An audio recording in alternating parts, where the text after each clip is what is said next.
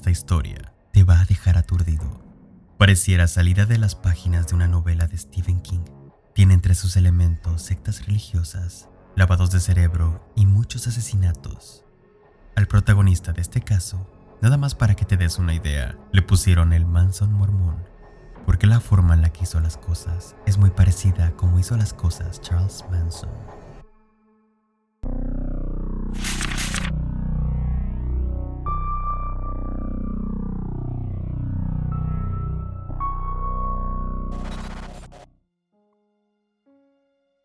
Con este video vas a entender de una vez por todas que la sed por el poder no tiene límites. Pero antes de empezar, te quiero invitar a que te suscribas a este canal y después actives la campanita de notificaciones, porque si te interesan esta clase de temas, te van a interesar nuestros próximos videos. Esa es la historia de Ervil LeBaron, un hombre que usó todo a su alcance para matar, manipular y controlar a quienes le rodeaban, con tal de llegar hasta donde quería. Ervil LeBaron fue un líder religioso, un fundamentalista mormón, que tuvo al menos 3 esposas y se hacía llamar uno de los elegidos de Dios. La historia de Ervil empieza con la historia de su papá, Alma LeBaron, un mormón que huyó de Estados Unidos a México para proteger su poligamia, o sea, tener varias esposas al mismo tiempo. Resulta que para los mormones este elemento de la vida es o era muy importante para poder conectarse uno con Dios. Para que me entiendas, creían que entre más esposas tuvieran, más cerca de Dios estaban. Se supone, según la historia oficial de los mormones, que en 1890, por presiones del gobierno de Estados Unidos y por me imagino alguna reinterpretación de sus sagradas escrituras, decidieron prohibir la poligamia entre los creyentes. Para ese entonces, el gobierno ya había estado encarcelando a muchos de ellos porque no obedecían la ley de la antipoligamia. Pero como su iglesia aún lo permitía, lo seguían practicando. Pero después de 1890, aunque no le pareció a muchos, las mujeres múltiples quedaron en el pasado de la iglesia de Jesucristo de los santos de los últimos días. Y así, molestos con los líderes de la iglesia, muchos de los mormones que se negaron a dejar la poligamia buscaron refugio en México. Entre ellos estaba Alma LeBaron. Alma se fue a Galeana, Chihuahua, y ahí fundó la colonia LeBaron. Al principio, la vida en la colonia era miserable. No contaban con los servicios básicos y faltaba dinero en el hogar de los LeBaron. Dudo que se imaginaran en aquel entonces las riquezas de las que hoy en día gozan los descendientes de estos exiliados. Cuando Alma LeBaron murió, quedó su hijo mayor Joel como el líder de la comunidad, y este la convirtió en la iglesia del primogénito de la plenitud de los tiempos, porque ya había demostrado fuerza como cabecilla de una organización religiosa. Joel siempre traía de sombra a su hermano Ervil LeBaron. Ervil era la mano derecha de su hermano.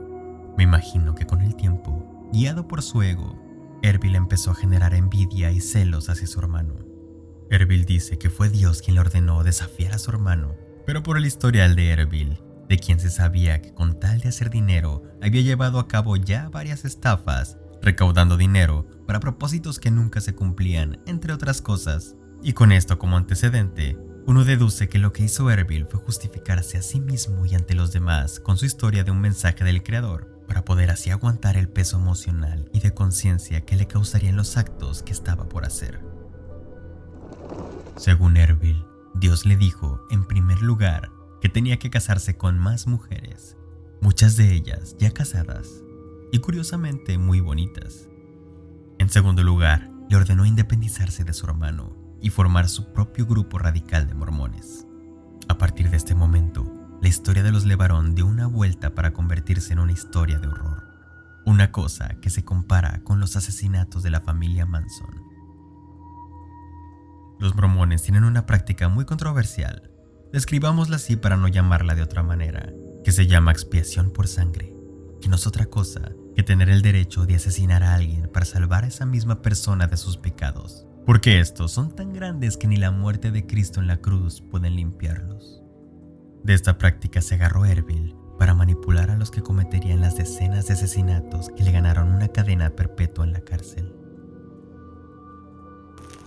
Después de ordenarle a que dejara a su hermano, según Ervil, Dios le dijo que fundara la iglesia del primogénito del Cordero de Dios, Esto en 1972. Este nombre lo tomó Erbil del Libro de los Mormones, que dice que en el final de los tiempos habrá dos iglesias, la del Cordero de Dios y la iglesia del diablo.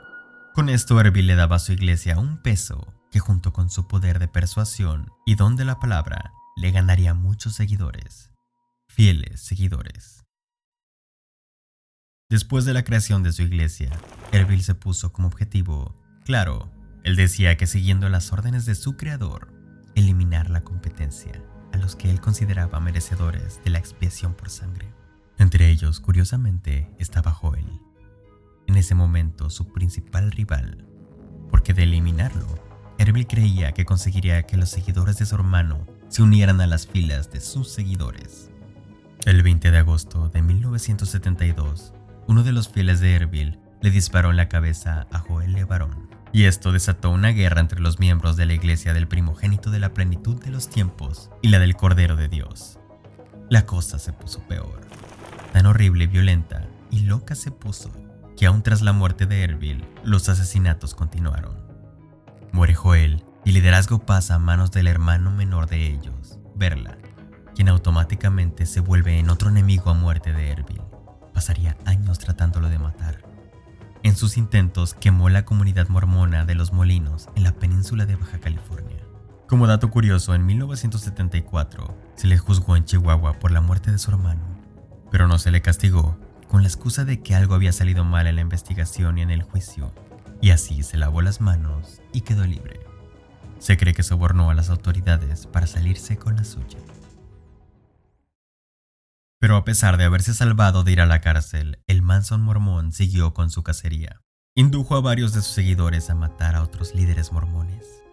Tanto poder tenía entre su familia y seguidores, que consiguió que una de sus propias esposas matara a uno de sus objetivos, el líder Rulon C. Allred, quien tenía bajo su mando a la secta fundamentalista, la Hermandad Unida Apostólica.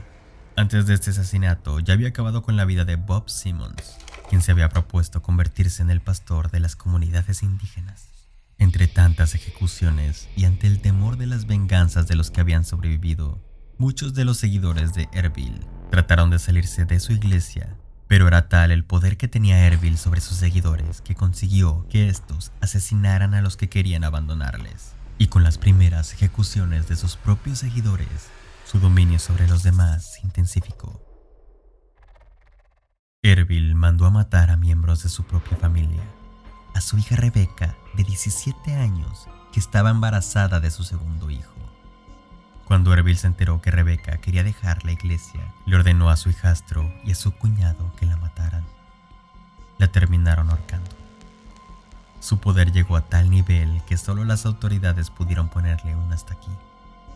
El 1 de junio de 1979, después de 7 años en el poder de su secta y con decenas de muertes bajo su brazo, fue detenido por las autoridades mexicanas. Se le extraditó a los Estados Unidos y se le juzgó por la muerte de Rulon C. Allred, el hombre al que asesinara una de las esposas de Erbil. Le dieron cadena perpetua. En la cárcel escribió una especie de tratado religioso de unas 400 páginas. Lo hizo llegar a sus fieles seguidores y resulta que en este texto, que para las autoridades no era otra cosa que un producto de la locura y megalomanía del Manson mormón, en este texto filtró nuevos objetivos a eliminar por medio de la expiación por sangre. Se lograron 26 asesinatos. 26. Erbil murió en la cárcel en 1981. Hay fuentes que dicen que se quitó la vida y otras que murió de un infarto. Irónicamente, 2 días después de que falleciera, murió su hermano Berlan en un accidente automovilístico en la Ciudad de México. A pesar de toda esta trama tan macabra, la colonia LeBaron continuó y con el tiempo se hicieron de mucho dinero gracias a sus tierras.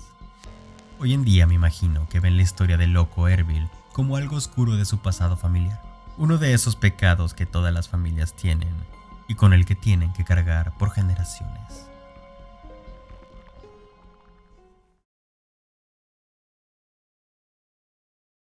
Dime qué te ha parecido este video con un me gusta o un no me gusta. Déjame un comentario con alguna sugerencia de tema que te gustaría ver expuesto en nuestros próximos videos. De nuevo, te invito a que te suscribas a La Gaceta Oculta y que te asegures de activar las notificaciones. También te invito a que veas los demás videos de este canal. Videos como la autopsia de la Mataviejitas y la autopsia de Carlos Name. Hasta la próxima.